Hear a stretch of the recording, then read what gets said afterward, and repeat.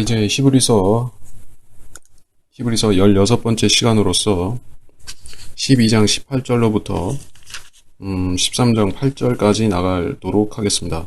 12장 18절로부터 13장 8절까지입니다. 18절로부터 바로 가겠습니다. 너희가 이른 곳은 손으로 만져볼 수 있는 불붙은 산도 아니오 캄캄함과 어두움과 폭풍과 나팔 소리와 말하는 음성이 있는 산도 아니니라. 그 음성을 들은 자들은 자기들에게 더 말씀하시지 않기를 간구하였느니라. 이는 그들이 만일 들짐승이라도 그 산에 닿는다면 돌에 맞거나 화살에 맞으리라는 명령을 견뎌내지 못함이라. 그 광경이 그처럼 무섭기에 모세도 말하기를 내가 심히 두렵고 떨린다 하였느니라. 그러나 너희는 시온산과 살아계신 하나님의 도성인 하늘의 예루살렘과 무수한 천사들과 하늘에 기록된 첫째로 난 자의 총회와 교회, 모든 것의 심판자이신 하나님과 온전하게 된 의인들의 영들과 새 언약의 중보자이신 예수와 아벨의 피보다 더욱 좋은 것을 말하는 뿌리는 피에 이르러느니라. 전체적으로 18절에서 24절 사이에 말씀하시는 그 산은 하늘에 있는 시온산을 말씀하고 있습니다. 자, 땅의 시온산은 저 예루살렘에 있는 그 시온산을 말하고, 여기서는 그 어떤 산과 하늘의 산을 비교하고 있냐 하면은 땅에 있는 신의 산을 하늘의 시온산과 비교하고 있습니다. 신의 산이 여기서 가지는 특별한 의미는 하나님께서 출애굽한 이스라엘 백성 전체를 그 산에서 대면에서 만나신 것입니다. 모세가 대표로 올라가서 그 산에서 주님을 만났고, 백성들은 그 밑에서 주님께서 나타난 그런 이적들과 증거들을 보고 있었던 것입니다. 그래서 그들은 이런 캄캄함, 어두운 폭풍, 나팔 소리 이런 것을 음성들을 산으로부터 나오는 것을 들었습니다. 그래서 모세가 거기서 40일 동안 머물러 있다가 내려왔었죠. 그 사이에 10계명을 주시는 그 사이에 이스라엘이 타락해서 금송아지를 만들었던 그런 사건이 있었습니다. 그래서 이 일들이 일어난 시간적 공간적인 배경이 하늘에 있는 시온산과 비교되는 것입니다. 왜 그런가? 주님께서 이 자리에 임재하고 계셨고, 또 이스라엘 백성들을 전체적인 이스라엘 백성들이 주님을 배움는 사건이었던 것입니다. 자, 이 구약 백성들이, 이스라엘 백성들이 전체적으로 모여서 주님 앞에 모일 때가 몸이 일으켜져서 주님 앞에 서 있을 때가 오는 것입니다. 그것이 어떤 시점이냐면 환란 후반부인 것이에요. 환란 성도들이 휴거되는 것은 제가 항상 강조하는 교리이기 때문에 공부하셨으면 아실 것이에요. 환란 후반부에 끝 무렵에 환란 성도가 휴거되고, 아마도 구약 성도들도 그때 같이 휴거가 될 것입니다. 그러면 그 성도들이 하늘에 있는 시온산에 모여서 주님 앞에 도열하는 것이에요. 자, 그런 그림을 우리가 어디서 확인할 수 있냐면은 요한계시록인데, 그 14만 4천이 두 번째로 나타나는 것이 바로 하늘에 있는 시온산이었습니다. 14장인데, 또 내가 쳐다보니 보라, 어린 양이 시온산 위에 서 있고 그와 함께 14만 4천 명이 있는데 그들의 이마에는 그의 아버지 이름이 쓰여 있더라. 자, 이게 하늘에 있는 시온산에 모인 14만 4천입니다. 그러니까 유대인 성도의 대표인 그 14만 4천이 모여 있는데, 당연히 그 이외의 다른 구약 성도와 환란 성도, 이방인들까지 포함해서 다 모여 있는 것입니다. 그래서 이때의 상황을 여기서 말씀한 것이에요. 환란 끝무렵에. 근데 땅에 있는 시온산과 시내산에 나타나셨을 그때와 차이점이 있다. 어떤 차이점인가? 그걸 지금 말씀하는 것입니다. 출애굽 당시에 모세의 백성들이 시내산에서 주님을 만났을 때는 두려움 때문에 가까이 나아갈 수가 없었습니다. 백성들은 산으로부터 경계선을 그어놓고 멀찍이 떨어져 있어야만 되었습니다. 그들은 감히 주님을 배우러 그 산으로 나아갈 수가 없었습니다. 만약 그렇게 하려고 했다면 죽임을 당할 것이라고 경고를 받았던 것입니다. 그래서 오직 모세만이 홀로 시내산에 올라가서 주님을 독대했었던 것입니다. 자, 그것이 구약의 한계를 보여준다라고 우리가 생각해도 되는 것입니다. 구약 시대의 성령의 역사가 지금의 성령의 역사가 다르고 또 대환란 때의 성령의 역사하고도 조금 차이가 있고, 자, 시대적으로 차이가 나는데, 구약 시대에는 특별한 선지자라든지 제사장들이 주님을 대면해서 섬기는 사람들이었습니다. 예, 주님께서 그 선지자들의 입을 통해서 백성들에게 말씀하시면은 백성들은 하나님 말씀을 들었던 것이에요. 아주 예외적인 경우에 백성의 개인에게 주님이 나타나셔서 말씀하실 경우가 있었는데 그거는 드문 일이었던 것입니다. 그러다 보니까는 이 백성들은 주님에 대해서 개인적으로 잘 모르는 것이에요. 율법을 통해서 하나님을 배우지만 하나님이 어떤 인격이 어떤 분이시다. 사랑과 자비가 충만하시지만은 의와 공의를 세우기 위해서 세우시는 분이고 죄를 미워하시는 주님이다. 이런 하나님의 속성들을 배우고 인격을 배우고 하지만은 정작 그 사람들이 우리가 봤을 때 주의 천사 앞에 서게 되면은 죽을까봐 두려워 떨게 되는 것이에요. 자, 이것이 거듭나지 아니한 사람과 사람의 상태인 것입니다. 개인적으로 하나님을 마주 배울 수가 없습니다. 근데 자, 그래서 그 음성을 19절에 그 음성을 들은 자들은 자기들에게 더 말씀하시지 않기를 간구하였느니라. 이렇게 된 것이에요. 사실 하나님을 만난다는 것은 사람한테 영광스러운 일일 것이고 기쁜 일일 것입니다. 예. 누가 이거를 자기 일생에서 만일에 어떤 사람이 뭐 여러분 자신한테 대입해도 상관없겠고 살아서 죽지 않고 살아서 하나님을 대면해서 볼 수 있다. 꿈이 아니라 실제로 대면해서 볼 수 있다고 하면 여러분 그 기회를 거절하고 싶습니까? 아니면은 수용하고 싶습니까? 대답할 수가 없죠. 왜 대답할 수가 없냐면은 여러분은 이제까지 그런 경험을 한 적이 없기 때문이에요. 그것이 무엇을 의미하는지 그렇게 되면은 자신이 어떻게 될 것인지 전혀 상상이 안 가기 때문에 그렇습니다. 그렇다면 하나님을 대면해 봤을 때 사람이 나타낼 수밖에 없는 반응이 무엇인가에 대해서 확인해 보면 되겠죠. 뭐 멀리 갈 필요 없이 요한계시록 1장으로 가서 보면 계시록을 주님으로부터 받기 위해서 예수님 앞에 서게 되었던 요한이 어떻게 되었습니까? 17절에 계시록 1장 17절에 내가 그를 보자 죽은 것처럼 그의 발 앞에 엎드러지니 그가 내게 오른손을 얹고 나에게 말씀하시니라. 두려워 말라. 나는 처음과 마지막이요. 이렇게 말씀하고 있습니다. 하나님을 대면해보고 멀쩡할 수 있는 사람은 아무도 없는 것이에요. 예, 일단 자기가 죽을 수밖에 없는 인간이기 때문에 또 죄가 있기 때문에 그 상태에서 하나님을 만나면은 죽는다는 것은 그 사람이 직감적으로 느끼게 되는 것이에요. 그래서 피하고 싶다, 도망하고 싶다 이렇게 되는 것입니다. 그래서 이 무지한 세상 죄인들, 구원받지 않은 그런 세상 죄인들이 뭐라고 주로 말을 합니까?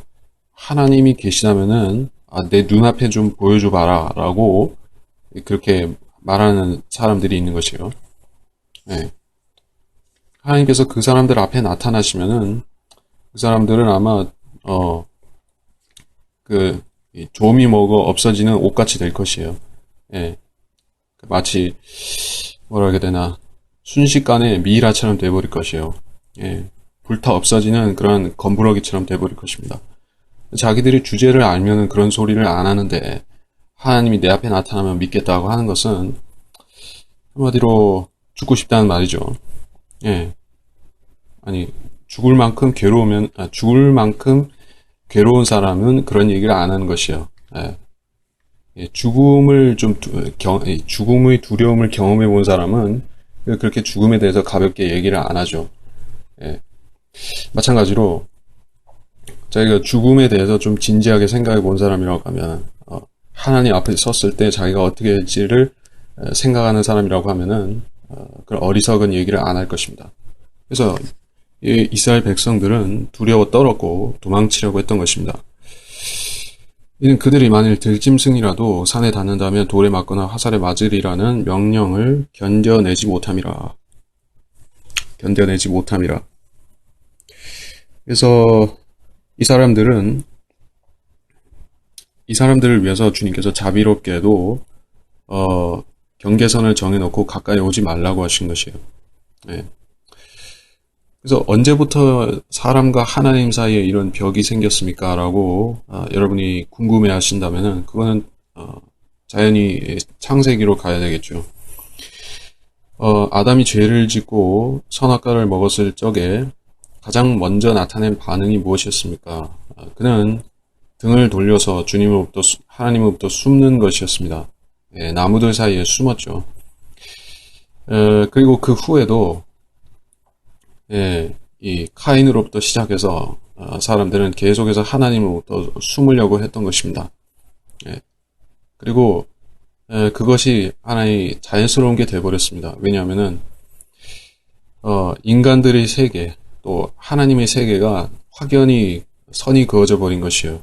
예, 언제부터 이제 주님께서 양심 시대를 건너서 이제 율법 시대로 접어들었을 적에는 확실히 사람들에게 선을 정해 놓으신 것이에요. 예. 개인적으로 누구든지 하나님 앞에 나와서 하나님께 그 사람이 하나님께 아들이 되고 하나님께서 그의 아버지가 되는 일은 이제 그 주님께서 육신으로 오시기 전까지는 없게 되었습니다. 사람들은 그 특별히 주님께서 영을 주신 그 제사장이나 선지자 앞에 가서 주님의 뜻을 물으면 되는 것입니다. 그렇게 단계를 정해놓은 것입니다. 하나님 앞에 사람이 직접 나가서 직고하는 그런 것이 없습니다. 예. 그때는 중보자가 계셔서 인간 중보자로서 하나님이 육신으로 나타나셔서 그런 일을 하시지 않았던 것입니다. 대신에 인간 제사장들이 있었고 선지자들이 그런 역할을 했었던 것입니다. 예. 그러다가 이제 주님께서 오셔서 참으로 인간으로서 하나님으로서 온전한 하나님으로서 우리한테 중보자가 되셔서 한 손은 죄인들의 손을 잡으시고 또 한 손은 하나님의 거룩하신 하나님의 본체 아버지 하나님의 손을 잡으시는 그런 중간다리 중보자 역할을 하시게 된 것입니다. 그럼으로써 우리 나약한 또 죄인인 인간들이 하나님 앞에 두려워하지 않고 나갈 수 있도록 그러한 지성소로 나가는 길을 열어주신 것이 바로 주님이 십자가에서 하신 일인 것입니다.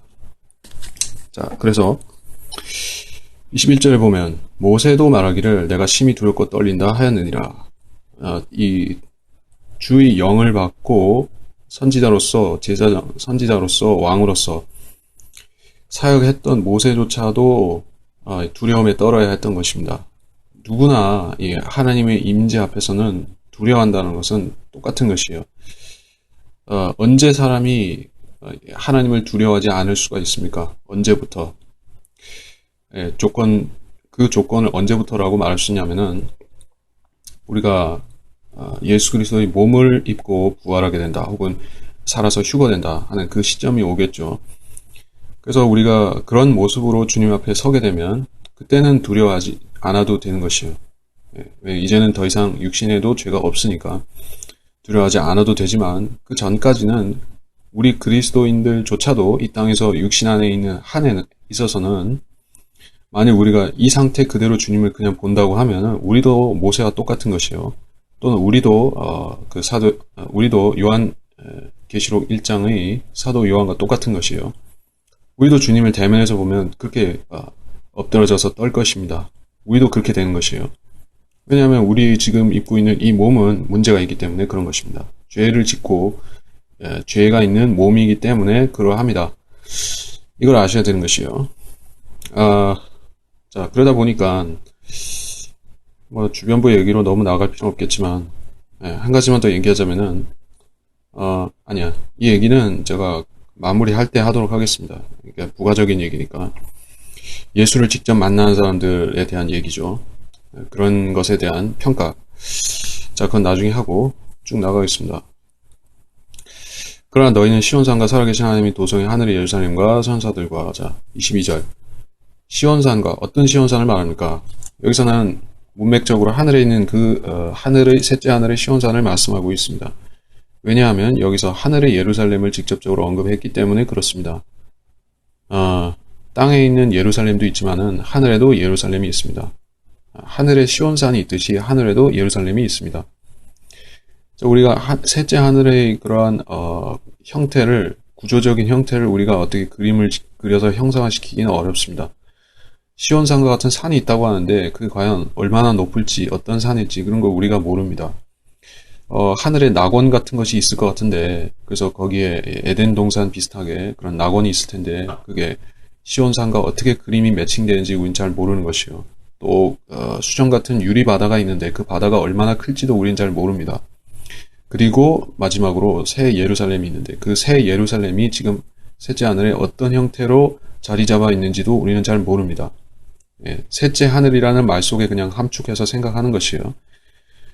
근데 지금 있는 그 셋째 하늘에서 우리한테 가장 중요한 의미가 있는 것이 바로 이 새 예루살렘입니다. 하늘의 예루살렘, 새 예루살렘입니다. 왜냐하면 우리 자신이 바로 그 도성에 들어가서 앞으로 영원히 살게 되는 그 처소이기 때문에 우리한테 그렇게 중요하다는 것입니다. 자, 셋째 하늘을 말씀하고 있다. 그리고 무수한 천사들, 하늘에 기록된 첫째로 난 자의 총회와 첫째로 난 자의 총회. 여기서 본문에서 첫째로 난 자가 누구인가? 예수님입니다. 첫 태생. 하나님께서 독생자로 이 땅에 오신 그분을 말하는 것이요. 첫째로 난 자의 총회. 총회와 교회를 구분하고 있으니까 이것은 구약 성도의 모임도 될 수가 있다는 것이요. 총회라고 할 때는 성도들의 모임이니까. 그래서 그리고 교회. 그래서 교회라고 할 때는 특별히 신약 교회를 말씀한 것이라고 보면 되겠고, 모든 것의 심판자의 하나님 자신, 그리고 온전하게 된 의인들의 영들과, 자, 이렇게 동어 반복이 아니라고 하면은, 이거는 하나하나의 각계 대상을 나열한 거라고 하면은 총회와 교회와 의인들의 영들을 구분해서 말했다고 볼 수 있겠죠. 그러면 우리도 의인들의 영들이 아니겠습니까? 라고 말할 수가 있습니다. 혹은 구약 성도들은 더더욱이 그렇지 않겠습니까? 의인들이고 의인들의 영들이라. 여기서 영들이라고 할 때는 몸과 혼이 분리된 그런 영만 있는 상태를 말하는 그건 아닙니다. 그렇게 보지는 않는 것이에요. 왜냐하면은 제가 본문을 같이 보도록 하겠습니다. 23절.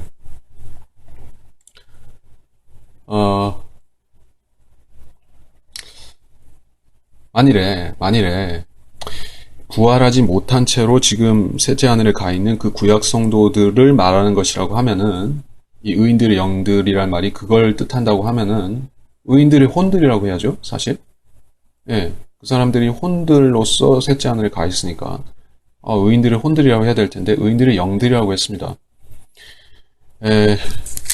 우리가 참조되는 구절을 잠깐 살펴보자면은 히브리서 1장 14절이 되겠습니다. 1장 14절에 보면 이렇습니다. 천사들은 모두 구원의 상속자가 될 자들을 위하여 섬기도록 보내심을 받은 섬기는 영들이 아니냐라고 되어 있습니다. 섬기는 영들. 자, 천사들은 섬기는 영들입니다. 근데 여러분이 보시면 알겠지만은 천사들이 이 땅에 내려왔을 때는 영들이 아니라 몸들입니다. 젊은 남자의 몸이죠. 자, 천사들은 어떤 형태의 사람 형태의 몸을 갖고 있습니다.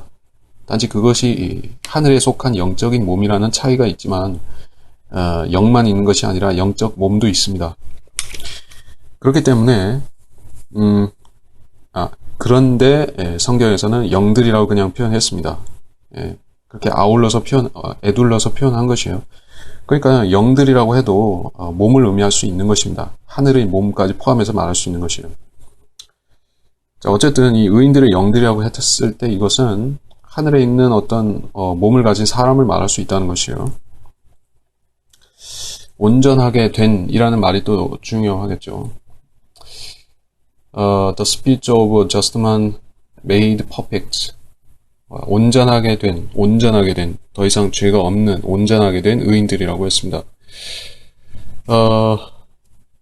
구약 성도들이 지금 그런 상태에 있겠죠. 만일에 그들한테 죄가 남아 있었다면은, 죄가 있는 상태였다고 하면은, 몸을 갖고 셋째 하늘에 가지는 못했을 것입니다. 네.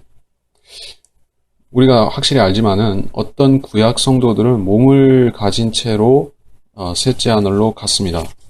그리고 어떤 구약 성도들은 몸이 없는 채로 혼이 셋째 하늘로 갔습니다. 언제? 그것이 자, 검색을 잠시 마태복음 27장 52절인데 무덤들이 열리며 잠들었던 많은 성도들이 몸이 일어났으며 자, 이 사건 어떤 성도들이 몸이 일어났습니다. 많은 성도들이었습니다. 그렇기 때문에 저는 이렇게 보는 것이요. 마태복음 27장 52절 그리고 또는 에베소서 4장 8절에 그러므로 말씀하시기를 그가 위로 올라가실 때 사로잡힌 자를 사로잡아 갖고 사람들에게는 은사를 주셨다고 하셨느니라. 에베소서 4장 8절에서는 구약 성도들이 전체적으로 위로 올라갔다는 말씀을 한 것이고, 우리 앞서 본 마태복음 27장 52절에서는 그 중에서 몸이 부활한 성도들을 말하고 있습니다. 자, 그래서 제가 결론적으로 온전하게 된 의인들의 영들이라고 할 때는 가능성 1번, 즉 이 몸이 부활한 마태복음 27장 52절의 이들을 말할 것이다. 뭐 그렇다면 100% 부합하고 또는 몸이 없어도 그 예수님이 피 뿌림으로 온전케 돼서 셋째 하늘로 간 전체 구약 성도들을 말한다 해도 사실 맞습니다. 그래서 온전하게 된 의인들의 영들이라고 했을 때 이것은 그 뜻이 아니겠는가. 확실한 건 아닙니다. 24절에 새 언약의 중보자이신 예수와 아벨의 피보다 더욱 좋은 것을 말하는 뿌리는 피. 새 언약의 중보자이신 예수와 여기서 새 언약의 중보자 할 때 이것은 카비넌트죠. 봤을 적에 뉴 카비넌트인데 상관없습니다. 이때는 이스라엘 백성과 새 언약을 이미 체결했으니까 새 언약의 중보자가 되신 것이에요. 24절 시점에서는 이때는 이미 환란 때의 백성과 구약 백성들이 함께 모였죠. 하늘에. 이때는 새 언약이 체결된 상태입니다. 주님께서 그 상태에서 백성들을 부르신 것이에요. 그리고 아벨의 피보다 더 좋은 걸 말하는 뿌리는 피다. 더 좋은 것을 말한다. 아벨의 피가 말한 것은 무엇이었습니까? 복수였습니다. 이 무고한 피를 흘리게 한 살인자에게 복수를 요구하는, 보응을 요구하는 피였습니다. 그게 뭐가 좋은 거냐? 더 좋은 것이라고 했기 때문에 여기서는 분명히 더 그렇게 얘기하고 있죠. 뿌리는 피. 여기는 잠기는 피는 아니라 뿌리는 피입니다. 그래서 그 피를 뿌린다는 것은 언약을 체결한다는 것을 말하는 것이에요. 아벨의 피를 뿌림으로써 하나님께서는 아무 언약도 체결하신 것은 없죠. 아벨의 피가 뿌려짐으로써 오히려 카인은 저주받았습니다. 그러니까 1차적으로 카인은 저주받았고 그리고 주님께서 이 아벨을 의인으로 인정하심으로 인해서 아벨과 같은 사람들, 구약시대의 아벨과 같은 주님, 그러니까 그 카인의 행보를 따르지 않고 아벨처럼 하나님 말씀을 듣는 사람들한테 복을 주셨죠. 그리고 그들이 구원받을 수 있게 하셨던 것이에요. 그래서 아벨이 뿌리는 피는 카인에게는 저주를, 그리고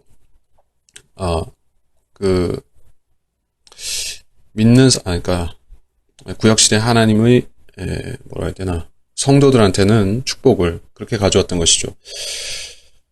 그런 의미가 있었지만은 이제 예수 그리스도의 뿌린 피, 십자가에서 흘리셨으며 뿌리신 그 피는 이스라엘에게 어떤 의미입니까? 새 언약을 체결하게 한 것입니다. 아벨의 피로부터 시작해서 그것이 예표가 되어서 이어져 오다가 이제 그림자의 실체이신 주님의 피가 뿌려짐으로 이제 온전함에 이를 수 있게 되었습니다. 누가? 이스라엘 백성이 온전함에 도달하게 되었습니다. 너희는 말씀하시는 그분을 거절하지 말라. 그들이 땅에서 말씀하신 분을 거역하고서도 피하지 못하였거늘 하물며 우리가 하늘에서 말씀하시는 그분으로부터 돌아선다면 어찌 더 피할 수 있겠느냐. 그때는 그분의 음성이 땅을 뒤흔들었거니와 이제는 그분께서 약속하여 말씀하시기를 내가 또 한 번 땅뿐만 아니라 하늘까지도 뒤흔들리라고 하셨느니라. 이 또 한 번이라는 말의 의미는 이미 피조된 것들로서 흔들리는 것들을 제거하고 흔들리지 않는 것들을 남겨두시려는 것이라. 그러므로 우리가 흔들릴 수 없는 왕국을 받으리니 은혜를 소유하자. 우리가 이 은혜로서 하나님을 기쁘게 섬기되 경외함과 경건한 두려움으로 할지니 우리 하나님은 소멸케 하시는 불이심이라. 자, 이제 25절부터는 문맥이 조금 달라졌는데 앞서 이 18, 24절 사이에서는 셋째 하늘로 가서 이들이 그 땅에 있는 신의 산과 구별되는 셋째 하늘에 가 있다는 말씀을 하다가 다시 신의 산이 조명이 되고 있습니다. 여기서는 25절로부터 29절까지의 말씀에 있는 이 신의 산은 실제로 땅에 있는 신의 산을 말하는 것입니다. 예. 자, 여기 보십시오. 말씀하시는 그분을 거절하지 말라. 땅에서 말씀하신 분을 거역하고도 피하지 못하였거늘. 이것은 이스라엘 출애굽 때의 역사를 말하는 것인데 여기서는 그와에 비교해서 하물며 우리가 하늘에서 말씀하시는 그분으로부터 돌아선다면 어찌 더 피할 수 있겠느냐. 하늘에서 말씀하신다고 했죠. 예. 그렇다면은 예수님께서는 구름 타고 오셔서 저 하늘에서 말씀을 하시고 이 사람들은 땅에서 듣는다는 얘기입니다.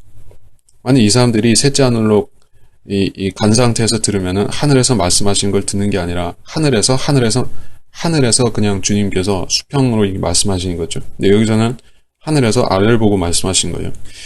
예, 그래서 여기서 뭔가 말씀하시는데 이 장면이 어느 시기와 일치하냐면은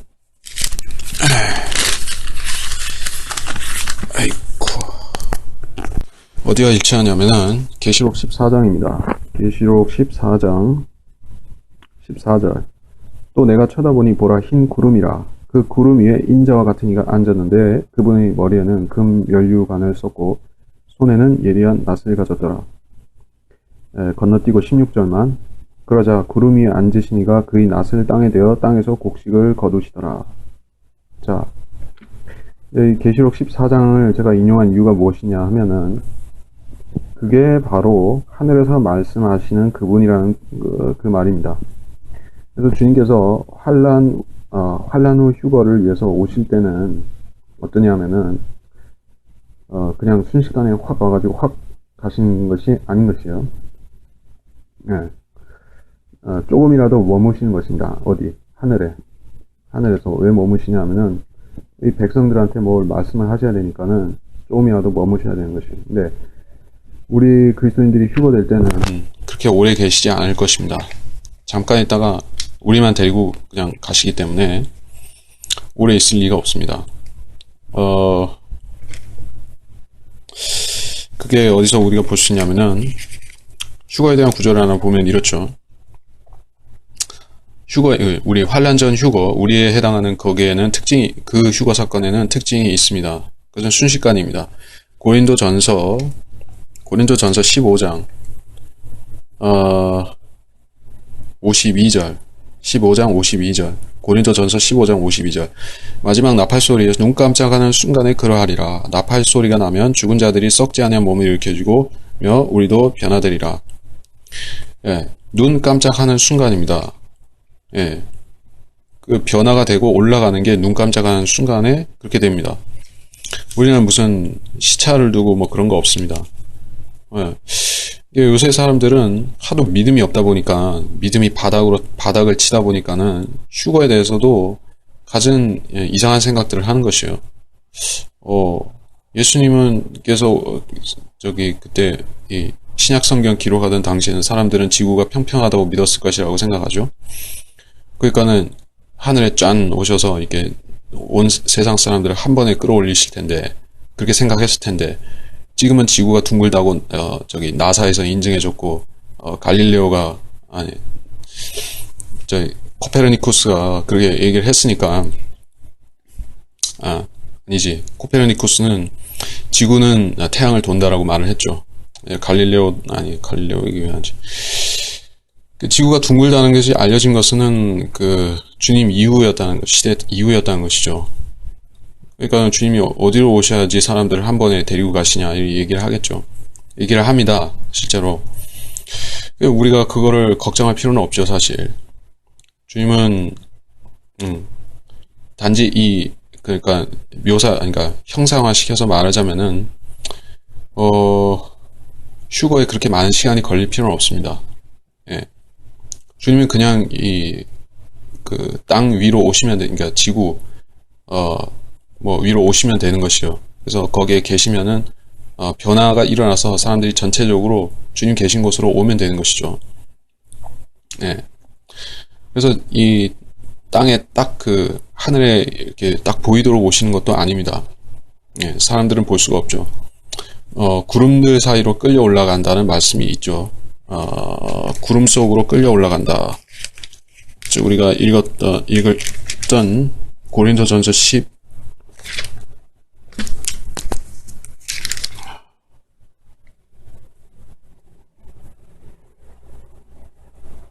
어디 갔지?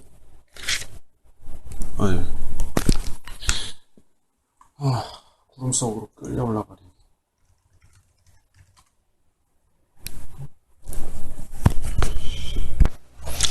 여기 영어로는 인디 에어라고 되어 있지만은 이 공중이라는 의미는 꼭 우리가 지금 새들이 나는 높이 공중만 의미하지는 않을 수도 있습니다. 그보다 더 높을 수도 있습니다. 실제적으로 지금 인류가 도달할 수 없는 높이가 어디냐면은 전리층입니다. 전리층, 정확히 말하면은 벤 앨런 때라고 하는 그 전리층을 인간은 돌파해서 올라갈 수가 없습니다. 거기는 엄청난 방사능 띠가 둘러져 있기 때문에 수백 킬로가 아니라 수천 킬로에 걸쳐서 이 지구 외기권을 향해서 방사능이 펼쳐져 있기 때문에 그 대역을 통과해서 사람은 갈 수가 없는데, 대신에 로봇이나 우주선이나 장비들은 갈 수가 있는데 사람은 올라가지 못하는 것이에요. 그래서 달 착륙이 순구라라는 것이 사람은 거기를 통과할 수 없다는 전제에서 말하는 것입니다. 자, 그래서 주님께서는 그러한 층 바로 밑으로 내려오셔서 사람을 부르실 수도 있는 것이에요. 그러면 지구에서 상당히 멀리 떨어진 위치가 될 수도 있는 것이에요. 예. 그러면 그림이 좀 상당히 자연스럽다고 볼 수가 있겠죠. 아마 북극권의 주로 오라가 나타나는 곳이 북극권이죠. 그리고 그 오라가 나타나는 그 지구의 N극, 거기서 쭉 올라가다 보면은 북극성 방향이죠.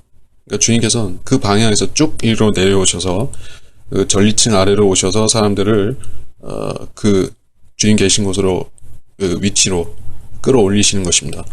그리고 끌어올리자마자 전리층을 통과해서 그냥 쑥 올라가는 것이에요. 자, 그런 그림이 그려진다 하는 것입니다. 예.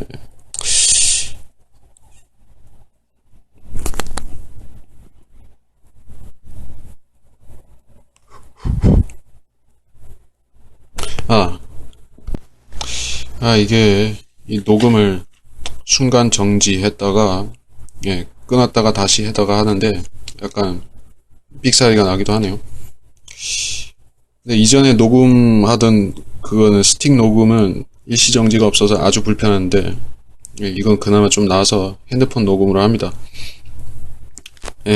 이게 이 기종이 녹음이 좀 잘 되는 기종인 것 같아요.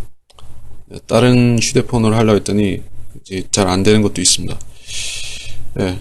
그래서 좀 매끄럽지 않은 부분도 있지만 좀 양해를 바라고. 자, 어디까지 했죠? 그들이 땅에서 말씀하신 분을 거역하 25절에 거역하고 피하지 못하였거늘 우리가 하늘에서 말씀하시는 그분으로부터 돌아선다면 어찌 피할 수 있겠느냐. 야, 이 말씀까지 했죠. 그래서 주님께서 환란 후반에 이 하늘에서 오셔서 백성들에게 말씀하신 장면이다. 그 시내산으로 오셔서 말씀하신다는 얘기까지 나왔습니다. 그렇다면은 거기에 백성들이 모여 있다는 얘기가 되는데, 모여 있다는 얘기가 되는데, 그게 이 장면이 25절 이하의 장면이 지상 재림의 그때를 말할 수도 있습니다. 예. 아니면은 환란 후 휴거 그때를 말할 수도 있지만 여기서 정황상 볼 때는 환란 후 휴거 시점을 넘어서 이 지상 재림의 행로 중에서 이렇게 하신다라고 보는 게 더 자연스럽습니다. 네. 왜냐하면은 여기서는 지상 재림에 대해서 아주 짙은 의미를 부여하기 때문이요. 26절 이후에 그때는 그분의 음성이 땅을 뒤흔들었거니와 이제는 그분께서 말씀하시기를 내가 또 한번 땅뿐만 아니라 하늘까지도 뒤흔들리라 하고 하셨느니라. 하늘까지도 뒤흔들리라. 자, 이게 어디와 연결이 되는지는 여러분이 조금만 생각해 보면은 계시록 6장 13절이죠. 12절도 해당되는데 13절만 보겠습니다. 하늘의 별들이 마치 무화과 나무가 강한 바람에 흔들려 설익은 무화과가 떨어지듯이 땅에 떨어지며 14절에 하늘은 두루마리 같이 말려서 쓸려가고 모든 산과 섬도 각기 제자리에서 옮겨졌으니 자, 엄청난 진동이 있습니다. 그리고 자, 이 하늘과 땅이 같이 진동하고 흔들리고 별들이 떨어지는 일이 발생할 그때 주님께서 뭔가를 말씀하십니다. 우리가 흔히 생각하듯이 아마겟돈 전쟁이 그냥 전쟁만 하고 딱 끝나는 몇 초 만에 끝나는 전쟁은 아닌 것이요. 전쟁 자체는 물론 시간이 많이 걸리지 않습니다. 예, 이것은 전능하신 하나님과 또 하늘의 몸을 입은 군대와 또 이 땅에 있는 군대의 싸움이기 때문에 그 전쟁 자체가 시간이 많이 걸리지는 않지만 주님께서는 과정을 밟으시는 것이요.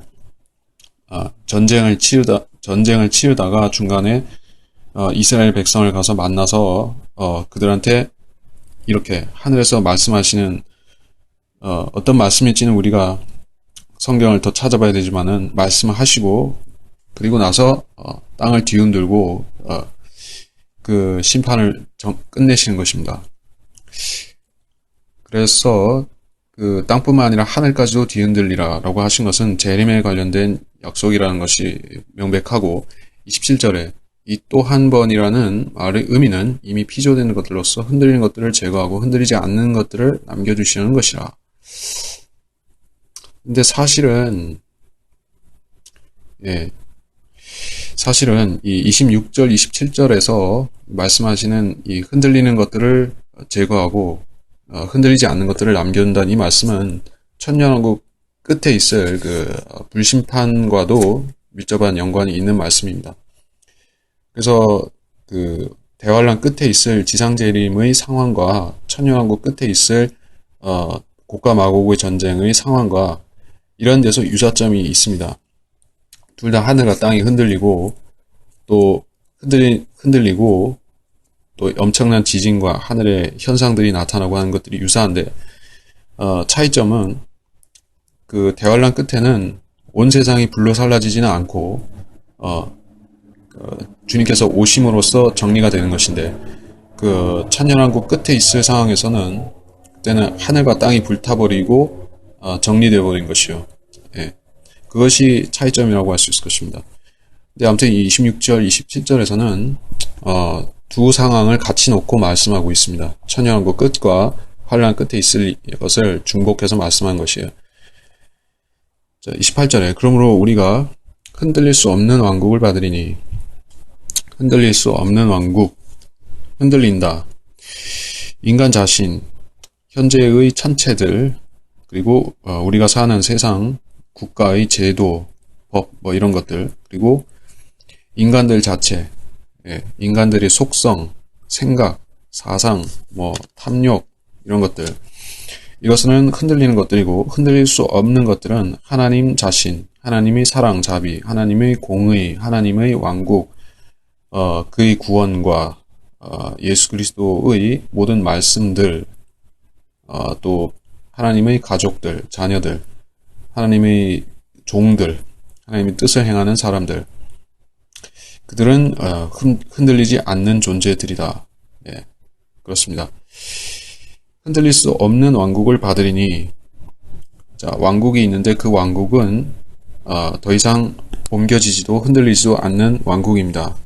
우리가 이것에 대한 고전적인 초기 예언은 다니엘서에서 발견할 수가 있죠.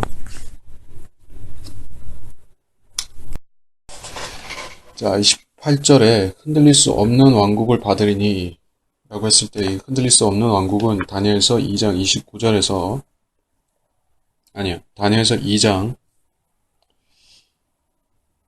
44절에 이들 왕들의 때에 하늘의 하나님께서 결코 멸망하지 않는 한 왕국을 세우시리니 그 왕국은 다른 백성에게 넘겨지지 않을 것이요 도리어 그 왕국이 이 모든 왕국들을 쳐부수고 멸하여 영원히 설 것이니이다. 자, 이 말씀을 연관된다고 제시하겠습니다. 그래서 흔들릴 수 없는 왕국을 받으리니 이 왕국은 천년 왕국을 말하는 것이고 이 왕국은 이 사람들, 심한 유대인들이 받도록 약속되어진 왕국입니다. 우리가 이 왕국에 동참하기 위해서는 필히 행위로 하나님을 기쁘시게 해야만 되는 것이에요. 우리가 쭉 봤었지만은 11장에서 봤었지만은 하나님을 기쁘시게 한 증거는 모두 여기서는 믿음으로 그렇게 했다고 하는데 이 말 안에는 이들의 믿음과 행위가 같이 포함되어 있습니다. 이것이 구약적인 믿음이었고 환란 시대에 예수의 믿음과 또 예수의 믿음과 하나님의 계명들을 지키는 것이 또 여기에 있는 것입니다. 우리도 마찬가지로 하나님을 기쁘시게 하는 일들을 행해야만 이 왕국에 유업을 받고 참여할 수가 있는 것이다. 네, 말입니다. 경외함과 경건한 두려움으로 할지니 주를 두려워하는 것은 신약 성도에게나 구약 성도에게나 환란 성도나 그리스도인에게나 동일한 것입니다. 왜냐하면 주를 두려워하는 것은 지혜이기 때문에 전도서 7장 18절이라든지 8장 12절 13절 12장 13절 등에서 볼 때도 보편적으로 적용되는 교훈인 것이에요. 주를 두려워하지 않음으로 해서 지금 책망받는 일들은 모두 거기서 나오는 것이에요. 그리스도인들도 그렇고 환란 성도들도 그들이 끊어진다면 그 두려움을 잊었기 때문에 그렇게 되는 것입니다. 그래서 사람은 누구나 자기를 부각시키고 자기를 높이기를 원하는 그런 마귀적인 본성이 있는 것이에요. 그것을 이기고 그것을 제어하고 그것을 누르도록 하나님께서 시험을 주시는 것입니다. 사람이 자기를 높일 것인지 하나님 말씀을 두려워하고 하나님을 높일 것인지 하는 선택의 시험을 일생에 몇 번씩 받게 되는 것입니다. 한 번일 수도 있고 여러 번 받을 수도 있는 것이에요. 하나님께서 어떤 사람을 구원시켜서 그 사람을 그리고 나서 사역으로 부르셔서 쓰고자 하시면은 반드시 시험하시는 것이 바로 그 사람의 본심이 어디에 있는가, 하나님을 두려워하는가, 하나님 말씀을 무엇보다도 최우선적으로 두려워하고 말씀에 두려워 떠는 사람인가, 아니면 자기 어떤 자부심을 더 높이는 사람인가, 자기 머리를 더 믿는 사람인가, 자기 지혜나 지식을 더 따지는 사람인가 하는 것을 시험하고 체질해 보신다 하는 것입니다. 그래서 하나님께서는 우리의 창조주로서 또 우리를 구속주로서 우리를 지키시고 사랑하시고 보존하시지만 또 시험도 하실 수가 있는 것이에요. 그래서 왕국에 동참하기 위해서는 참여하는 통치자로서 참여하기 위해서는 반드시 우리는 이 땅에서 하나님께서 요구하시는 시험들을 이기고 통과해야 되는 것입니다. 주님께서는 자신의 의로 우리를 자신의 십자가에서 하신 자신의 의로 우리를 구속하시고 구원받게 하셨던 것입니다. 그래서 우리는 하나님께 종으로서 섬겨야 되고 섬김의 증거를 주님께 보여드려야 되는데, 그러면 하나님께서 땅에 상속을 받게 하시는 것이다. 유업을 상속받게 하시는 것이다. 자, 그럼 13장으로 넘어가겠습니다. 형제 사랑하기를 계속하고 나그네 대접하는 일을 잊지 말라. 이렇게 하다가 자기도 모르는 사이에 천사들을 대접한 사람들도 있었느니라. 옥에 갇힌 자들을 함께 갇힌 것처럼 기억하고 너희 자신도 몸을 가졌은즉 학대받는 자들을 기억하라. 혼인은 모든 면에서 귀한 것이니 침상을 더럽히지 않게 하라. 음행하는 자들과 간음하는 자들을 하나님께서 심판하시리라. 너희의 생활 방식에 탐욕이 없도록 하고 현재 가진 것들로 만족하라. 이는 그가 말씀하시기를 내가 너를 떠나지 아니하고 너를 버리지 아니하리라고 하셨습니다. 그러므로 우리가 담대히 말하기를 주는 나를 돕는 분이시니 사람이 내게 무엇을 하든지 내가 두려워하지 아니하리라 하노라. 하나님의 말씀을 너희에게 들려주고 너희를 다스리던 자들을 기억하고 그들의 행실의 결과를 관찰하여 그들의 믿음을 따르라. 예수 그리스도는 어제나 오늘이나 영원토록 동일하시니라. 자, 13장으로 가서는 이제 마무리 단계로 가면서 점점 바울의 서신서 색채가 분명해지고 있습니다. 전형적인 바울의 서신체의 말투에 가까워졌습니다. 내용적으로도 그렇고 말투도 그렇고. 그래서 13장은 후기에 기록된 것이 아니겠는가, 그 앞서 내용보다도 더 후기에 기록된 것이 아니겠는가 하는 추측을 하는 이유가 그렇습니다. 아무튼 살펴보면 형제 사랑은 우리가 히브리서의 주제 중에 하나였었고, 근데 나그네 대접하는 일을 잊지 말라, 왜 말씀을 하셨을까요? 이유를 생각해보면 어렵지 않고 그렇게 어렵지 않습니다. 왜냐? 창녀 라합이 어떻게 구원을 받았습니까? 멸망하지 아니했습니까? 11장 31절에서 보았지만은 정탐꾼들을 평안히 영접함으로써 그렇게 되었습니다.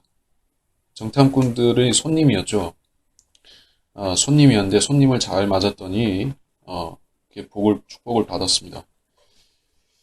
예, 그렇기 때문에 나그네 대접하는 일을 잊지 말라. 실제로 환란 때 나그네를 잘 대접하면은 어느 순간 그 14만 4천이라든지 어떤 히브리 성도가 나타나서 복을 줄 수가 있는 것이에요. 그러면 나그네 대접하다가 복을 받는 것이에요. 아브라함이 어떻게 복을 받았던가? 세 천사, 사실 그들 중에서 둘은 천사였지만은 하나는 하나님의 그 임재였죠. 그래서 이 세 사람을 봤을 적에 그 아브라함은 주저없이 나서서 극진한 대접을 했었던 것입니다. 믿음의 조상들을 공통점을 볼 때 그들은 항상 손님 대접하기를 잘했던 것이에요.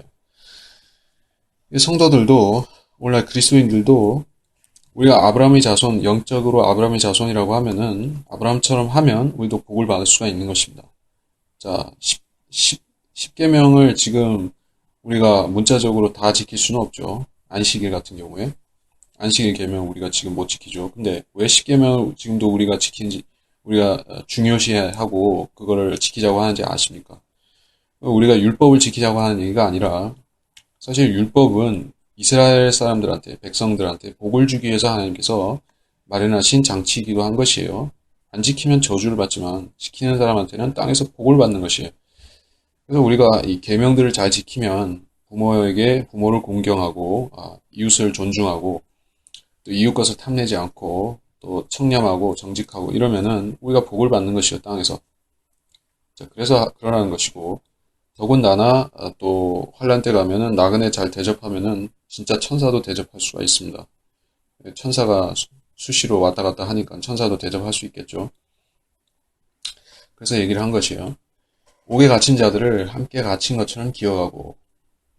자, 이거는 뭐 바울이 이 서신서를 기록하는 당시에도 그랬고 지금도 그렇고 암흑시대도 그랬고 갇힌 자들은 주로 어떤 이유 때문에 갇힌 자들을 말하고 있습니까? 예, 예수 그리스도의 복음 때문에 갇힌 자들을 말하는 것이요. 너희 자신도 몸을 가졌던 즉 학대받는 자들을 기억하라. 자, 이 말씀 기억하라는 이 말씀. 그래서 우리가 라카만 박사가 추천하는 우리가 그 역사에 대해서 우리가 전문가가 될 필요는 없습니다. 사실 그리스도인으로서. 근데 최소한의 몇 가지는 알아야 되는 게 우리 믿음의 선조들이 누구였고 우리가 어떠한 성경들을 믿는 사람들이 누구로부터 어떠한 믿음을 계승받았으며 믿음의 선조들이 누구인지에 대해서는 알아야 되겠죠.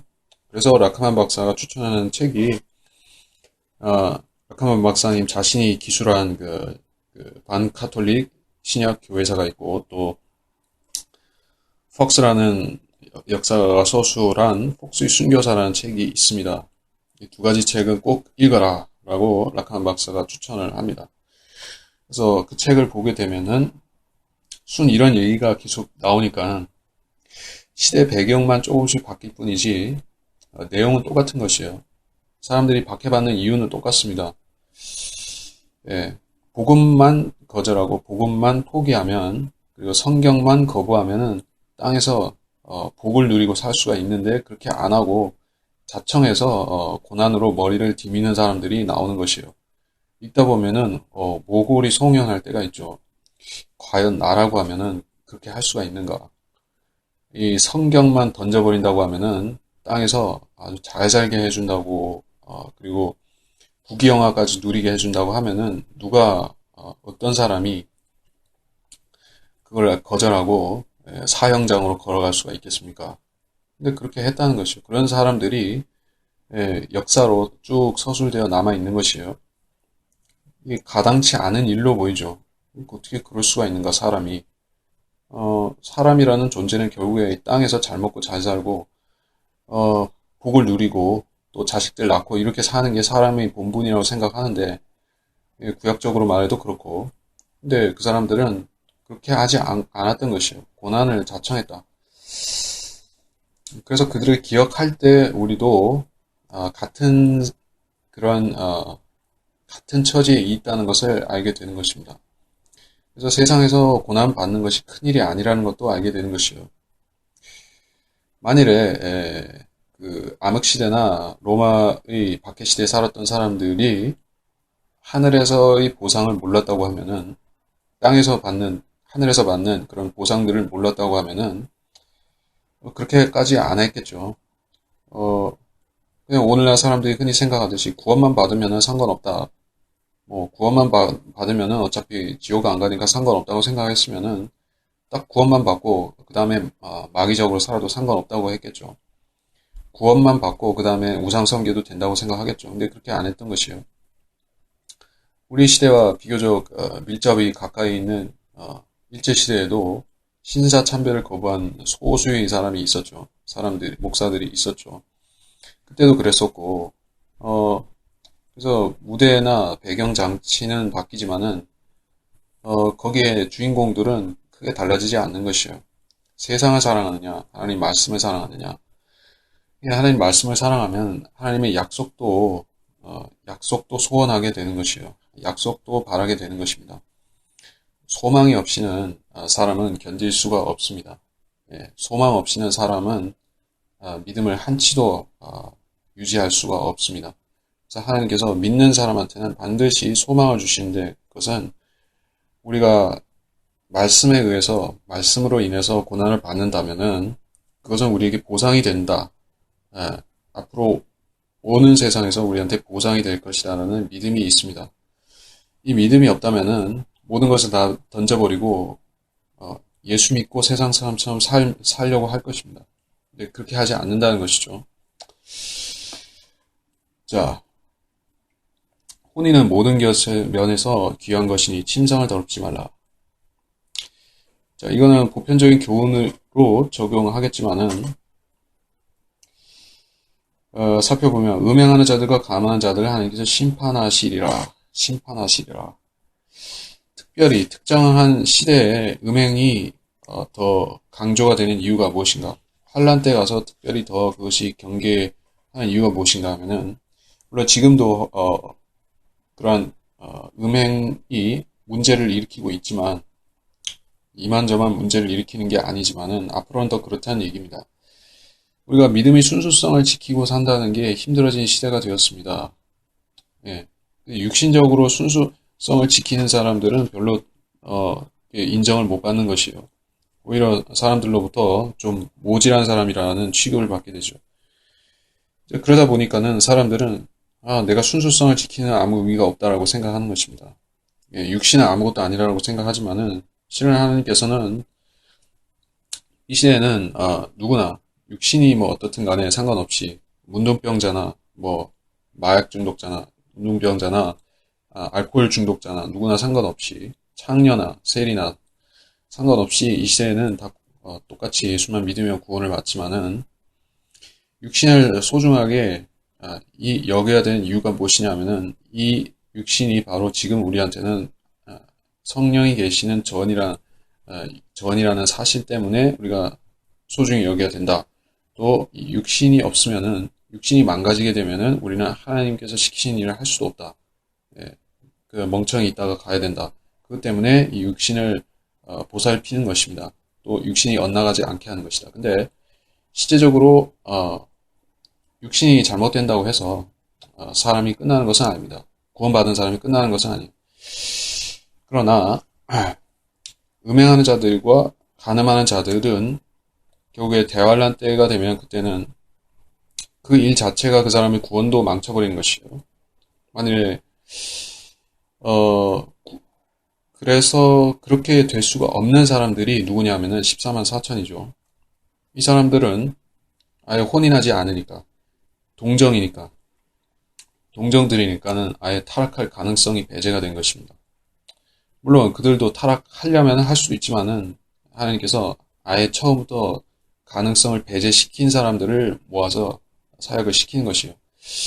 이게 어떤 점에서 보자면은 그런 점에서 보자면은 14만 4천이라는 사람들을 주님께서 따로 선별하셔야 할 만큼 그 앞으로 대환란 때의 풍조가 문란하다는 뜻입니다. 그런 사람들을 제외하고는 환란 때 믿는 사람들조차도 좀 질이 떨어지는 것이에요. 지금 이상으로 더 엉망인 것입니다. 그런 시대가 이미 왔다고 볼 수가 있겠죠. 지금 우리가 보고 있듯이 서서히 준비가 되어 가고 있습니다. 혼인에 대한 것이 점점 더 불투명해지고 있습니다. 예, 사람들은 전통적인 혼인, 그런 결혼관념을 벗어나려고 합니다. 여러 방식으로 시도하는데, 그래서 부자들 같은 경우에는 정말, 그 돈이 남아도는 부자들 같은 경우에는 자기 결혼을 안 하고 살다가 자기 애완견이나 그 기타 애완동물한테 유산을 넘겨줍니다. 자기 자식으로 간주한다 이것이죠. 자식을 낳는 대신에 애완동물을 애지중지하고 사는 사람도 많습니다. 예, 그걸 더 행복하게 여기는 사람도 있고 거기서 한 걸음 더 나아가서 꼭 남자 여자가 결혼할 필요가 있느냐 라고 해서 이제 동성애 문제가 본격 부각이 된 것이에요. 사실 사람들은 자기가 미처 안 해본 일들에 대한 그런 미지의 영역에 대한 도전하고 싶은 그런 그것이 항상 잘못된 것은 아니지만은 마귀적인 것이 개입되면은 그것이 죄가 됩니다. 그런 것 중에 하나가 바로 동성 연애인 것이에요. 사람들은 그래서 그 일들을 하는 자들은 마치 자기들이 하나의 미지의 영역을 개척한 하나의 뭐 도전자, 개척자 이런 비슷하게 착각하는 것입니다. 그래서 우리는 이렇게 핍박을 받고 사람들로부터 멸시를 당하고 호모라느니 뭐 이렇게 이런 식으로 멸시를 당하지 호모라느니 레즈라느니 불리면서 멸시당하지만은 우리 같은 사람이 이제 자꾸 늘어나고 우리 같은 선각자의 뒤를 이어서 사람들이 따라오면은 이 세상 풍조가 그렇게 되면은 우리는 존중받을 것이다. 이렇게 생각하고 동성애를 합법화하자. 이런 것을 계속 시도를 하는 것입니다. 그래서 그 사람들의 목표는 분명히 이 세상 자체를 자기들처럼 만들고자 하는 것이에요. 그래서 정상을 비정상으로, 비정상을 정상으로 만들고자 하는 것이 그 동성애를 합법화하고자 하는 그 썩은 생각을 하는 사람들이 뇌 속에 있는 생각입니다.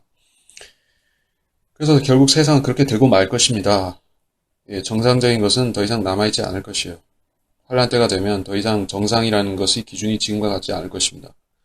남자 여자가 결혼하는 것이 정상이라고 지금은 주장할 수가 있지만은 환란 때 가서 누가 어, 법정에 가서 그런 소리 하면은 미쳤다는 말을 듣게 되는 것이요. 어디 남자 여자가 결혼하는 거가 결혼이냐고. 그거는 그냥 옛날에 그 모세 시대나 아니면은 저기 20세기에나 통했던 그런 헛소리라. 아주 낡아 빠진 생각이라라고 이렇게 멸시당할 것입니다. 언제? 조만간에 그렇게 되는 것이요. 환란 때가 되면 그렇게 된다는 말입니다. 그래서 이런저런 이런 그 이상한 현상들을 우리가 많이 보게 되지만은 아직까지 이 땅에 하나님께서 구원받을 사람들을 위해서 자비를 남겨놓으신 것이에요. 우리가 정상이 비정상으로 뒤집어진 세상에서 사람들이 미쳐버린 세상에서 더 이상 복음 전할 수는 없겠죠. 또 믿고 회개할 사람도 없다고 하면은 그렇다면 우리가 교회가 이 땅에 있을 이유가 없기 때문에 그때가 되면 올라가야 되는 것이요. 하지만 아직 하나님께서는 이 땅에 믿을 수 있는 사람들을 남겨놓으신 것이요. 그래서 우리는 그 사람들을 위해서 있어야 되고 하나님께서도 아직 이 시대를 유지시키는 것입니다. 지속시키는 것입니다. 자, 저 어디까지 했나? 가늠하는 자들 4절에서 5절에서 너희 생활 방식에 탐욕이 없도록 하고. 자, 이거는 우리한테 교훈이자 교리로서 중요한 말씀입니다.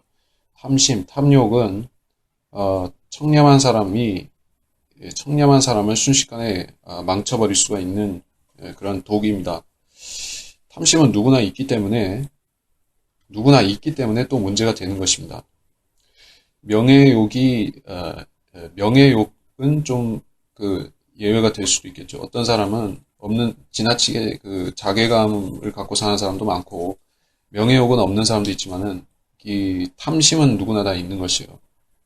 모든 면에 걸쳐서, 먹는 것에 대해서, 그러면 식탐이 되고, 성적인 대해서도 성욕으로서, 그런 비정상적인 욕구가 있을 수 있고, 뭐, 수면욕, 그것도 지나칠 수가 있고, 모든 것에 있어서 지나친 것, 정상 범주를 벗어난 것은 전부 죄인 것이에요.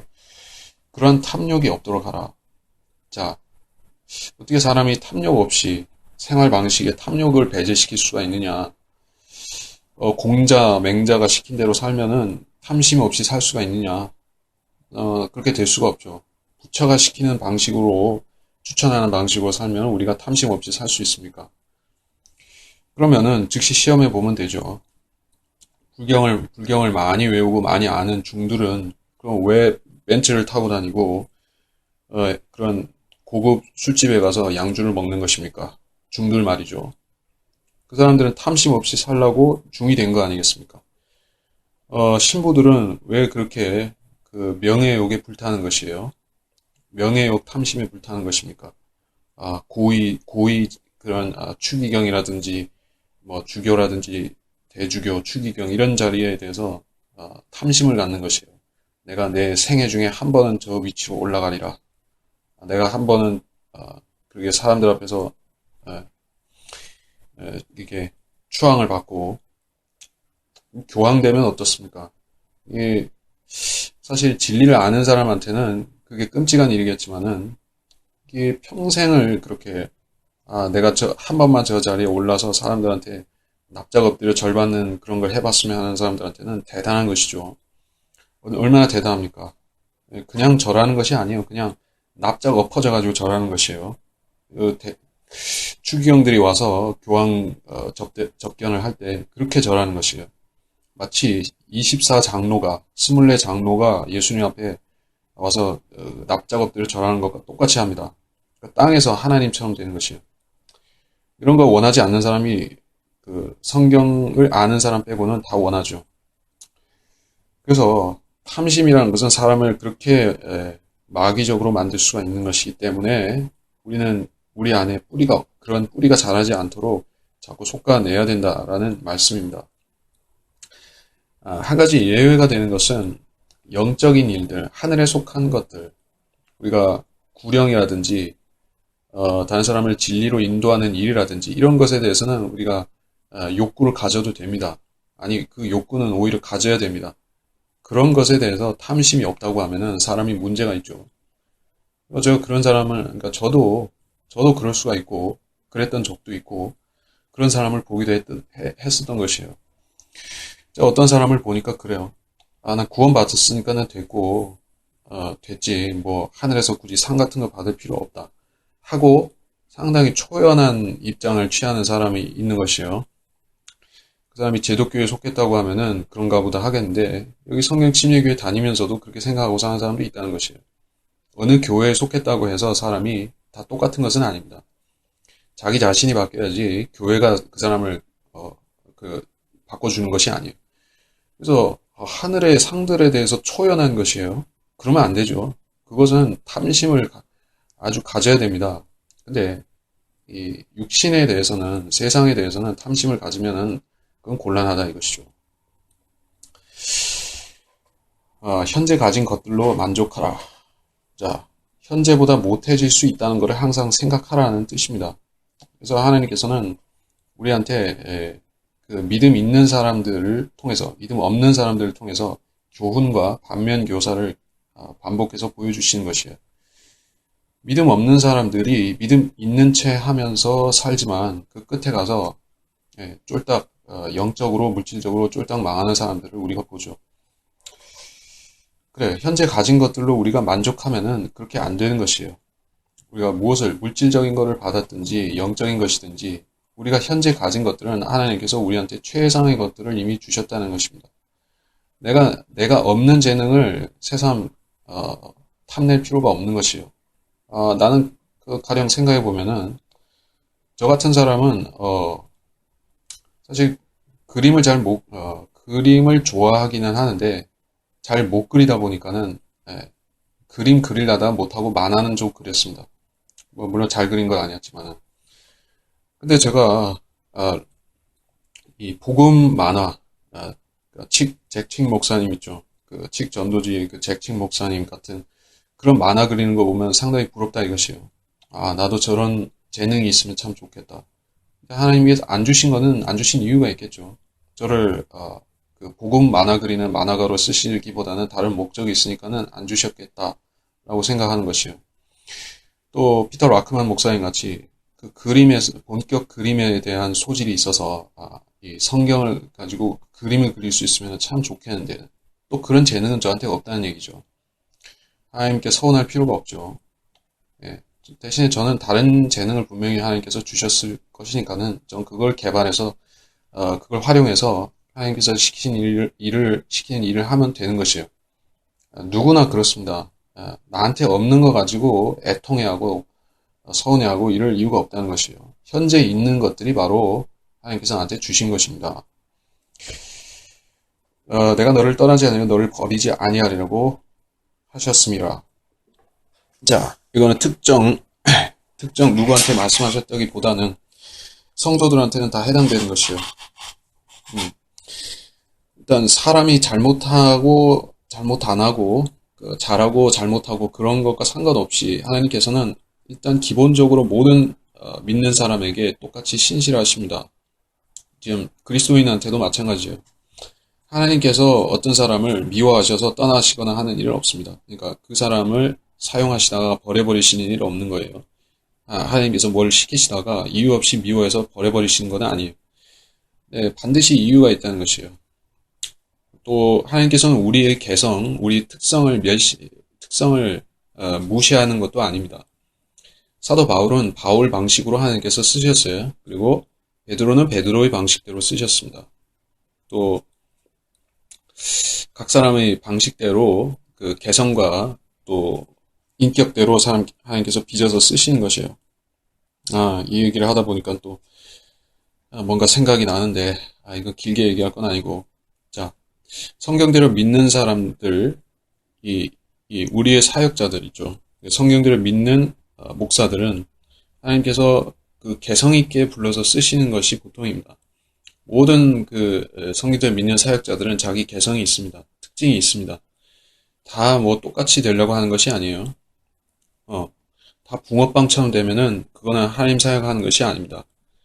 이성호 목사님이 설교하시는 것은 이성호 목사님 타입이고, 라카만 목사님이 하시는 것은 라카만 목사님이 타입대로 하는 것이에요. 다른 목사님들도 다 자기 스타일이 있습니다. 하나님께서 그 특성대로 빚어서 쓰셨다는 것이에요. 근데 우리가 보면은 저 은사주의 계통이나 꼭 은사주의 아니라도 제독교에 보면 대충 사람들이 다 서로서로 벤치마킹을 해서 서로 비슷해지는 것이에요. 조용기 방식대로 하면은 성공하겠다더라 하면은 그 방식대로 다 똑같이 하는 것이에요. 할렐루야 하면서 똑같이 하는 것이에요. 자, 그게 사람들 생각할 때는 꽤 통하는 것 같죠. 좀 지나면 식상합니다. 이거나 저거나 차이가 없으니까는 사람들이 이제는 이 사람이나 저 사람이나 목사들이 차이가 없으니까는 교회를 안 가는 것이에요. 그래서 그 중에서 제일 좋은 사람 뽑아서 가려고 하는 것이죠. 그런 교회 뽑아서 가려고 한다든지 인터넷으로 이렇게 설교 쇼핑하는 것이에요. 왜냐하면은 개신교 목사들이 다 똑같으니까. 뭐 차이가 없어요. 아무 차이가 없어요. 배우는 것도 똑같고, 그거는 문제가 아닌데, 배우는 것도 그 신학이 다 똑같고, 칼빈주의, 언약신학 다 똑같고, 말하는 것도, 누구 잘 나가는 사람 다 베껴서 똑같고, 말하는 것도 할렐루야 하면서 다 똑같고, 그러니까 이거 무슨 차이가 없습니다. 심지어는 종말론도 서로 다 베껴서 비슷합니다. 뭐가 인기가 있다 하면은, 다 그쪽으로 가고, 이렇게 하는 것이요.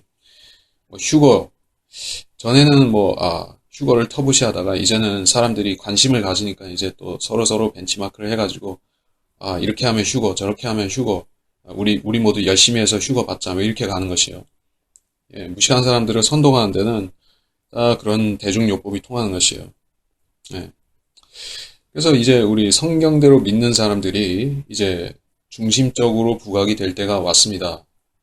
이미 왔고 지금 또 그렇게 되고 가고 있습니다. 왜냐하면 이제는 교회들이 힘이 없는 것이에요. 진리 지식도 없고 아무것도 없고 뜻도 없고 의지도 없고 주관도 없고 줏대도 없고 아무것도 없는 것이에요. 개신교 목사들이라는 자들이 다 썩어 빠진 것입니다. 줏대가 없습니다. 말씀을 사랑하지도 않습니다. 그렇기 때문에 그런 사람들로부터 이제 교인들이 벗어나려고 이렇게 하는 것이에요. 그래서 찾다 보면 결국에는 성경대로 믿는 사람들밖에 없는 것입니다. 제정신을 가진 사람들이 성경대로 믿는 사람들밖에 없는 것이요.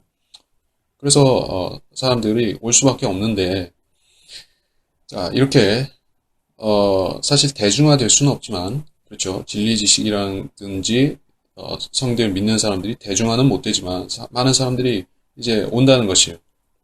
그럼 이제 따라지들도 이제 그러니까 우리를 벤치마크하는 따라지들도 똑같이 하는 것이에요. 그러면 여기서 가르치는 걸 비슷하게 해가지고 자기들도 사람을 모으겠다라고 그렇게 의도를 품고 나오는 것이 바로 지금 같은 때입니다. 그래서 제가 항상 저희 카페에서도 강조하는 것이지만은 미주 WGM 교회의 송요셉이라는 자도 바로 그런 부류에 속한 것이에요. 북가주 침례교회의 김회택이라는 자도 그러한 자인 것입니다. 그리고 그 자들보다 더 간교한 그런 자들이 더 많이 있습니다. 근데 그런 자들이 전부 우리 지식을 베껴가서 자기들의 이익을 위해서 써먹는 것입니다. 자기들이 또 하나의 세력을 만드는 것이에요. 이제는 사람들한테 좀 먹히고 통하고 하니까. 자, 왜 이 얘기를 했냐면은 내가 너를 버리지 아니고 떠나지 않고 버리지 아니하리라 이 얘기를 하다가 여기까지 왔죠. 6절로 가서 그러므로 우리가 담대히 말하기를 주는 나를 돕는 분이시니 사람이 내게 무엇을 하든지 내가 두려워하지 아니하리라 하노라.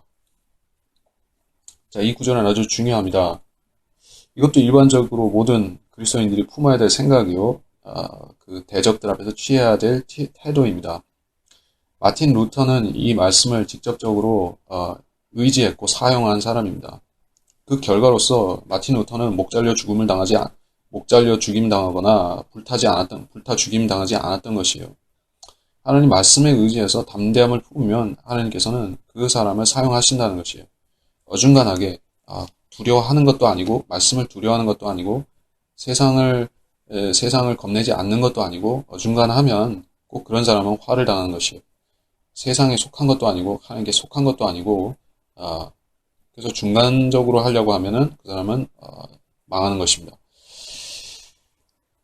그래서 이것은 우리가 그렇게 해야 되고 그렇게 할 수 있다는 뜻입니다. 사람이 내게 무엇을 하든지 두려워하지 아니하리라. 그런 담대함이 있으면은 그 사람은 복음을 전할 수 있고 또 대적하는 사람들 앞에서 하나님 말씀을 정직하게 증거할 수가 있는 것입니다. 그런 음, 이런 사람들이 사역자로 부르심을 받아서 그런 사람들이 회중을 이끌게 되면 그 회중들이 또 마찬가지로 담대해지는 것입니다. 사람은 반드시 그래서 우리 교회를 잘 만나야 되고 지역교회 목회자를 잘 만나야 되고 우리가 실제적으로 성경에서 우리 표상들을 사도 바울이라든지 또는 스테판이라든지 이런 사도 요한이라든지 하는 표상들을 잘 설정해야 된다. 그러면 그것이 우리 생애를 지도하는 그런 지침이 되는 것이에요. 그것이 없게 되면은 사람이 수시로 표변하는 것입니다. 예, 표리부동하고 수시로 바뀌는 것이에요. 확고하게 정해진 표상이 있어야 됩니다. 예, 사람은 육신적이기 때문에 표상이 없으면 흔들립니다. 사도 바울은 너희는 나를 따르는 자들이 되라 라고 성도들에게 요청했습니다. 사도 바울은 자기가 교주가 되고 싶어서 그랬던 것이 아닙니다. 사람들에게 나를 떠받들어 달라고 요구하기 위해서 그런 말을 한 것이 아닙니다. 그 성도들을 위해서 그렇게 한 것이에요. 자기한테 그것이 좋을 거니 뭐가 있습니까? 나를 따르는 자가 되라 해놓고 정작 자기가 뭐가 잘못 나가게 되면은 얼마나 사람들한테 피해를 끼치게 되는 것이에요. 그런 말을 하는 이유는 자신을 위해서 하는 것이 아니라 다른 사람들을 올바로 계도시켜주기 위해서 그렇게 한 것이에요. 성도들을 올바로 계도시켜주려고 한 말입니다. 여러분 자신이 이렇게 말할 수 있는 정도가 되면은 하나님께서 확실히 쓰고 계신 것이에요. 너희는 나를 따르는 자들이 되라. 예. 이거는 자만심이 아니고 쓸데없는 자부심 같은 것이 아닙니다. 어, 여러분이 여러분이 제독교에 지금 다니고 있다고 하면은 당신이 다니는 그 제독교회 목사가 여러분한테 이렇게 말할 수 있냐는 것이에요. 너희는 나를 따르는 자들이 되라. 조용기 목사가 이 교인들한테 60만 교인인지 무슨 뭐 몇십만 교인인지 하는 그 교인들한테 앞에 서서 너희는 나를 따르는 자들이 되라. 이렇게 말하면은 거기 이 여의도 순복음교회 그 장로들로부터 시작해서 평신도들까지 다 웃을 것입니다. 어떻게 조용기를 따르는 자들이 될 것입니까? 조용기는 신문사도 있고, 조용기는 뭐 학교도 있고, 병원도 있고, 그러한 밀리어네어인데 조용기처럼 되라고 복 받으라는 소리입니까? 아니면은 조용기처럼 이렇게 죄 짓고 감옥 들어가고 그런 걸 추천하는 것이에요? 아니죠. 그래서 조용기는 너희는 나를 따르는 자들이 되라라고 결코 말할 수가 없는 것이에요. 그래서 그 성경대로 믿는 사람들은 성도든지 목회자든지 항상 나는 그렇게 사람들 앞에 회중들 앞에서 내가 그렇게 말할 수 있는 사람이 되는 것이 나의 인생 모토가 되어야만 됩니다. 내가 그런 사람이 되려고 성경도 공부하고 그런 사람이 되려고 또 구령도 하고 거리설교도 하고 또 교회에서 여러 가지를 하는 것입니다. 쓸데없이 존경하는 것이 아니라 그게 자기 자신을 세워 나가는 일인 것이에요. 그렇게 못할 것 같으면 뒤에서 숨어서 이렇게 간을 조리고 있을 것 같으면은 그거는 아무 의미가 없습니다. 예. 하나님의 말씀을 너에게 들려주고 너희를 다스리던 자들을 기억하고 그들의 행실의 결과를 관찰하여 그들의 믿음을 따르라.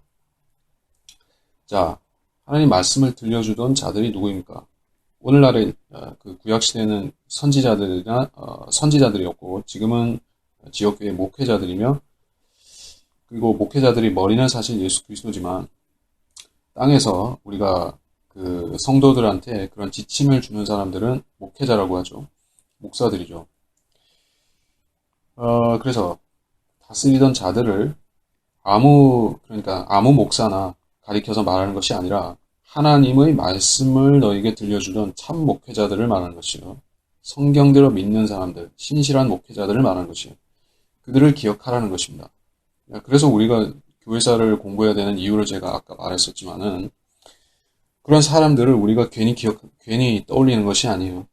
그 사람들한테 무슨 기념비라도 세워주자는 게 아니에요. 그런 사람들이 말과 행동과 이런 것을 우리가 교훈으로 삼자는 것입니다. 기억하자는 것이요. 그들의 행실의 결과를 관찰하여. 자, 사람의 행실은 반드시 결과를 맺게 되어 있습니다. 물론 마음의 생각들도 그 행실로 나타나고 그 행실은 열매를 맺는데 그 마음의 자만심을 품은 어떤 목회자가 마음의 자만심을 품고 거짓 겸손한 채 하면서 하나님 일을 했다고 하면은 그 행동은 그 교만이 나오기 시작하고 교만의 열매는 멸망으로 나타나는 것이요. 어떤 사람이 사람들한테는 그 교인들한테나 사람들한테는 건방지다라는 말을 듣고 잘난 체 한다는 말을 듣고 그런다 할지라도 사실 하나님 말씀을 높이는 사람이 있습니다. 목회자가. 다른 사람들을 책망한다고 해서 저 사람은 교만하다는 말을 들을 수도 있습니다. 그러니까 죄인들을 책망한다고 해서 그리고 거짓 목사들을 책망한다고 해서 우리가 교만한 것이 아닌데 교만하다는 평가를 받을 수 있죠. 성경대로 믿는 사람들은 특히 그런 위험에 항상 처해 있는 것이에요. 우리는 항상 다른 사람들을 비난하는 사람들이고 우리가 잘난 체 하는 사람들이라는 식의 비난을 받는 것입니다. 그거는 중요한 게 아닙니다. 행실의 결과를 봐야 되기 때문에 그런 것이에요. 만일에 우리가 다른 사람들을 비방함으로써 스스로 높여지려고 하는 모습을 우리가 행동을 나타낸다면은 그건 우리한테는 독인 것입니다. 그건 우리가 죄를 짓는 것이에요. 실제로 그렇게 했다면은 우리한테 마이너스고 우리가 징계를 받는 것입니다. 만약 그게 아니라고 하면은 우리 자신은 겸손하고 우리를 높이지 않고 우리는 예수 그리스도 앞에 철저히 낮아져 있다고 하면 대신에 하나님께서 시키시는 대로 거짓들을 드러내고 거짓들을 책망하는 일을 한다면은 그럼 우리가 칭찬을 받는 것입니다.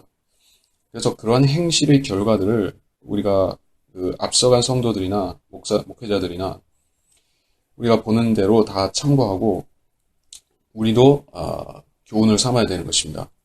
그들의 믿음을 따르는 자들이 되어야 하는 것이요. 예수 그리스도는 어제나 오늘이나 영원토록 동일하시니라. 자, 이 8절이 참으로 교리적으로도 중요하고 왜냐하면 삼위일체에 대해서 건드리는 말씀이기 때문에 중요하고 또 이단 교리들을 낳는 그런 블랙홀이기도 하기 때문에 이게 중요합니다. 자, 교리적 진술로서 이것은 예수 그리스도는 어제나 오늘이나 또 앞으로도 영원토록 동일하시니라. 이 말씀의 참조를 어디서 얻을 수가 있겠습니까? 계시록 1장 8절이죠. 나는 알파와 오메가요 시작과 끝이라. 주고 지금도 계시고 전에도 계시었고 앞으로 오실 전능하신 분이 말하노라. 전능하신 분 예수 그리스도 전에도 계셨고 말씀이셨고 지금도 계시고 하늘의 제사장으로 계시고 앞으로 오실 전능한 왕으로 오셔서 우리를 왕국으로 인도하실 주님 그분은 동일하시니라.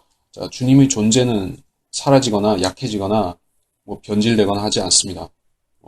주님은 흰머리 하나도 늙거나 주름살 하나도 생기지 않는 분인 것이요. 2000년이나 지났습니다. 주님이 그냥 사람이었다고 하면은 지금 주님은 어떤 모습이겠습니까? 근데 주님은 그 2000년 전이나 지금이나 동일하신 것이요.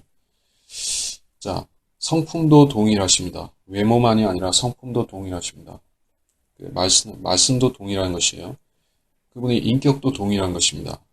예, 사람의 인격은 유동성이 있죠. 예, 어제가 다르고 오늘이 다를 수가 있습니다.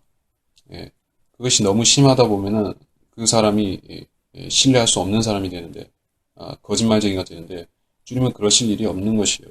성품이 동일하고 인자함도 사랑도 또 공의도 동일하신 것입니다. 그러나 주님께서는 어떤 면에서 또 동일하신가? 주님의 약속들이 동일하고 변치 않습니다. 주님의 물리적인 속성은 차이가 날 수 있을지언정, 즉 그 성육신 이전과 이후가 또 앞으로가 차이 날 수는 있을지언정, 그분의 그분의 존재 자체는 변화되지 않습니다. 이제부터 변화되지 않는 것이요. 이제 영광 받으신 상태에서 더 이상 주님은 또 변화되시거나 또 사람으로 태어나시거나 할 일 없죠. 그래서 어제나 오늘이나 동일하다는 것은 그런 면에서 말하는 것이고, 변하실 수 있는 것은 사역입니다. 지상사역 기간 중에 하셨던 일을 지금 하고 계시지 않습니다. 지금 주님께서는 친히 이 땅에 계셔서 병자들과 마귀 들린 자들을 치유하고 있지 않으십니다. 셋째 하늘에 계시고 중보하고 계신데, 그것은 성도들을 위해서, 성도들의 죄들을 위해서 중보하고 계십니다. 또 지금 주님께서는 통치하고 계시지 않는데 대신에 중보하는 대제사장으로서만 계십니다. 만약 주님께서 통치를 시작하셨다면 이 땅에 있는 왕들은 주님을 섬겨야 되겠죠. 이 땅에 있는 대통령과 수상들과 왕들이 왜 주님을 안 섬기고 있냐 하는 것입니다. 무천년주의라든지 또는 후천년주의, 이러한 사상들은 전부 다 마귀로부터 나왔는데, 그것은 세상 군주인 마귀를 예수님으로 만들기 때문입니다. 세상 왕들은 지금 마귀 지배를 받고 있습니다. 그거는 우리가 올바로 양심에 비춰서 보면은 버락 오바마나 아니면은 예전에 빌 클린턴이나 아버지 부시, 아들 부시나 이런 자들이 예수 그리스도의 지배를 받는 선한 통치자라고 믿는 사람은 없을 것이죠. 특히 버락 오바마 같은 경우는 확실히 마귀적이죠. 이런 사람들이 주님이 통치를 받고 있지 않습니다. 지금 세상은 마귀가 지배하는 세상인 것이요. 이걸 모르게 되면은 세상을 모르게 되는 것이고, 세상의 속성도 모르는 것이고, 위험성을 전혀 모르고 살게 되는 것입니다. 예. 이제 그런 사람들은 소위 말해서 영적으로 철부지라고 말할 수가 있고, 거듭난 사람 같은 경우에도 철부지라고 말할 수 있고, 성경을 아무것도 모르게 되는 것입니다. 자, 우리가 아주 선한 근본주의 크리스찬이라고 말하는 사람들이 있습니다. 미국의 예전부터 기독교 계통으로 집안이 뿌리 내린 사람들. 그래서 그 정치인들 중에서도 아주 근본주의 그런 사람들이 있죠. 이를테면 지미 카터 같은 사람, 전직 대통령 지미 카터 같은 사람도 타칭 근본주의 크리스찬으로 그것도 침례교 크리스찬으로 통하고 있는 것이죠. 제가 그 지미 카터에 대해서 글을 썼어야 되는데 아직 안 썼네요. 아무튼 이 사람이 지금 동성연애를 지지하기 시작했습니다. 예수님도 동성연애 지지했다고 헛소리를 하기 시작한 것이에요. 그러면서 성경을 들먹거리는 것이에요. 성경을 들먹거려요. 성경에 동성애 하지 말라는 게 말씀이 어딨냐는 식으로 이렇게 생각하는 것 같습니다. 이게 무식한 것입니까? 아니면은 무슨 치매에 걸렸다고 봐야 되는 것입니까? 아니면은 이 사람이 원래 성경을 안 읽은 것입니까? 근본주의 크리스찬이에요. 그리고 성경 끼고 다니는 사람이에요. 교회도 열심히 다니는 사람이에요. 심지어는 자기가 이 대통령 그 자리에 있을 때나 그 후에 그 전 세계 독재자들을 만나고 다니면서 성경을 나눠줬다고 하는 그게 이 지미 카터라는 사람이에요. 그 사람이 성경을 안 읽었겠습니까? 그 소돔과 고모라에 대해서 안 읽은 것이에요? 아니면은 로마서 1장을 안 본 것입니까? 다 봤을 겁니다. 봤는데도 깨닫지는 못하는 것이에요. 이렇게 되면은 이 사람은 거듭나지 않은 것이 아니냐 하는 의심도 받을 만합니다. 예, 그 정도인 것이에요. 이 말씀을 왜 했냐면은 성경을 모르게 되면 그 사람은 영적으로 거듭나지 않은 사람하고 전혀 차이가 없다는 것이에요. 구원받은 사람도 상태가 나빠지면은 지미 카터 같이 될 수가 있습니다.